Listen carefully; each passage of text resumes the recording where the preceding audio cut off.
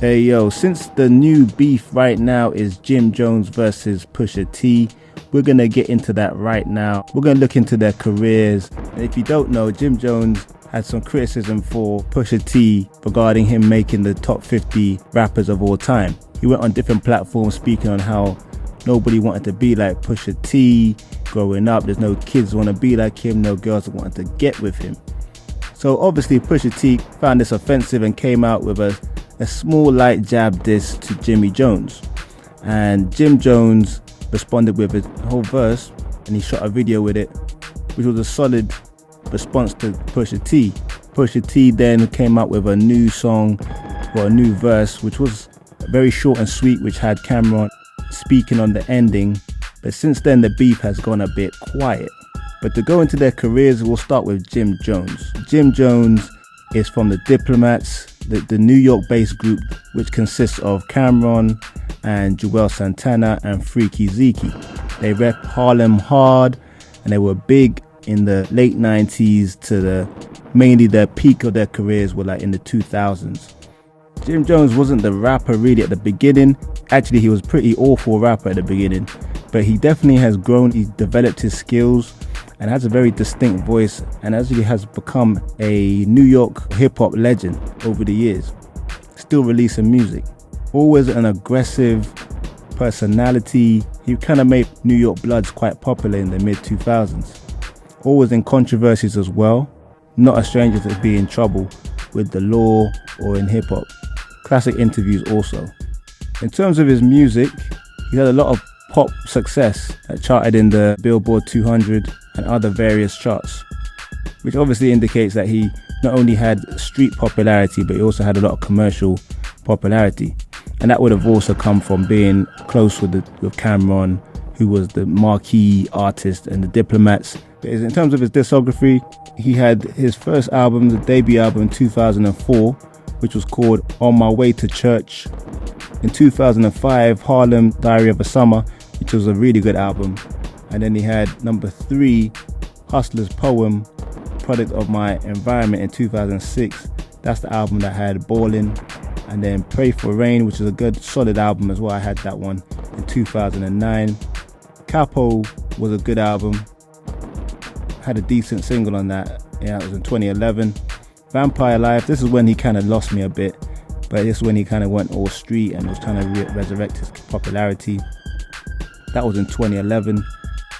The 7th album was Wasted Talent in 2018, El Capo in 2019, and if you don't know, yeah, he does call himself Capo, as he's second in charge at Diplomats.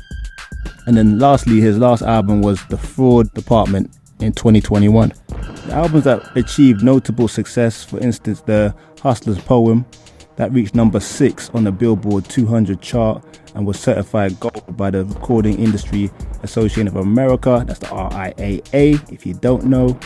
And additionally, his album Pray for Rain, which I said was a decent, solid effort actually, debuted at number 9 on the Billboard 200 chart. And if you don't know what Billboard 200 chart, it's basically like where all the biggest songs in the music industry gets to, like basically the pop chart. So when he's doing those numbers, it's pretty cool for someone who's like a street aggressive rapper.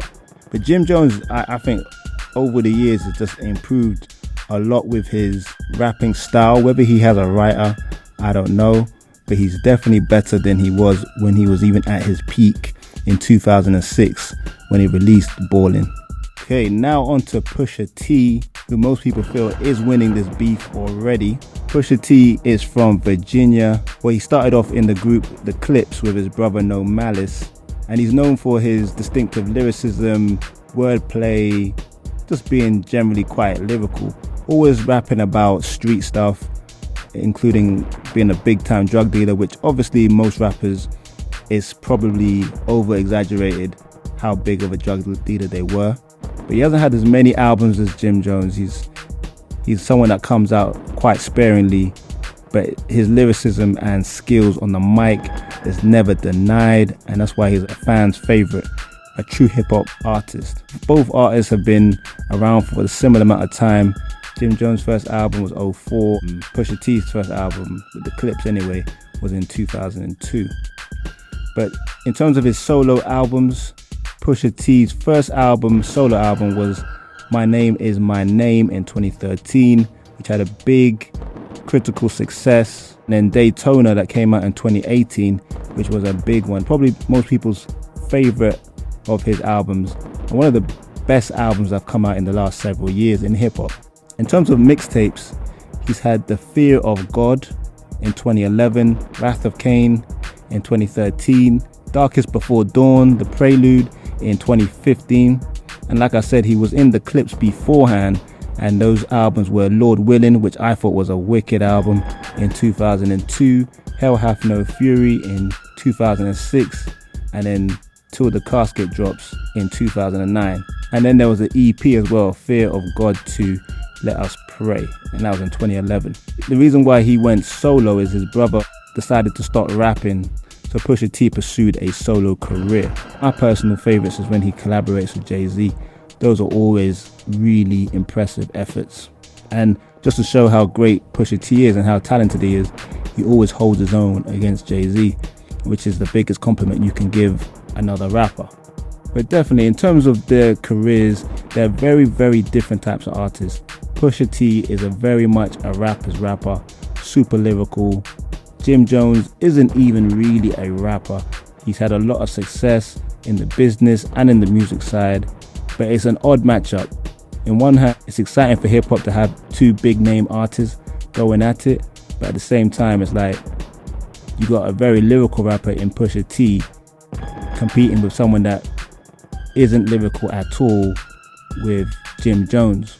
So I can see why people would feel like it's not a good matchup, but I think for hip-hop it's quite exciting. I know a lot of people feel like it might spill into the streets, but I think these guys are too old, have got too much money, had too much success to really take it there. But it does make you wonder, what is it that birthed this beef? Because when you heard Jim Jones talking about Pusha T, you did think to yourself, why is he going so hard on Pusha? Surely Jim Jones had an issue with other people on that list, but he just kept stressing the Pusha one. So I don't know, they're from the same kind of era in rap. So whether Jim Jones has a personal issue with Pusha that we just don't know about, it'll be interesting to see in the next few weeks or months. But at the moment, the beef has gone super quiet, not much happening. I, like most, think Push is gonna mop the floor with him. He's already ahead by far anyway. Jim Jones' song was very good as well, but you can't mess with a real lyricist. But that's all for today. Let me know in the comments, who do you think has had the better career? Who do you think is gonna win the beef or win in the beef? And which one is your favorite artist of the two? Don't forget to like, subscribe, and hit the notification button. And don't forget to check out the description below. Alright, this is Fresh Hip Hop Opinion. Peace and love.